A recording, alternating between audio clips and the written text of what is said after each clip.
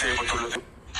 விவசாயிகளின் பயிர் கடன் ரூபாய் 5932.23 கோடி தள்ளுபடி செய்யப்பட்டுள்ளது.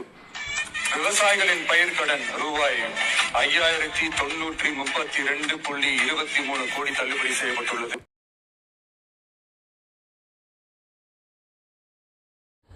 வணக்கம். இப்போ கேட்டிங்கள, இதுக்கு அட்டவணையும் கொடுத்துருக்கேன். சிஎம் விஜய் அவங்க பேசுனதுக்கு உண்டான விளக்கங்கள் நான் சொல்ல கடமைப்பட்டிருக்கேன்.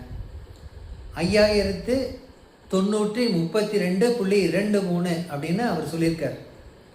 அவர் சொன்னது இலக்கடிப்படையில் அதுதான் மிகச்சரியான இது. இதனால் வரை நம்ம மரபு பிழையில் நம்ம மாற்றி பேசிகிட்டு இருந்தோம். அதனால் அவர் பேசியது தவறாக தோணுது. 3 இலக்க 100 உச்சரிப்புன்னு வர்றப்ப அது 90 தான் இருக்கணும். ஆனால் இதனால் வரை நாம் 902 இலக்கத்தை 3 இலக்கத்தில் நம்ம உச்சரிச்சுட்டு இருந்தது மரபு பிழை. அது தவறு தான். அதற்கு தான் இப்போ விரைவில் தமிழ் எண்ணென்ப அப்படிங்கிற நூல் 5/8/2026 வெளிவர இருக்கு.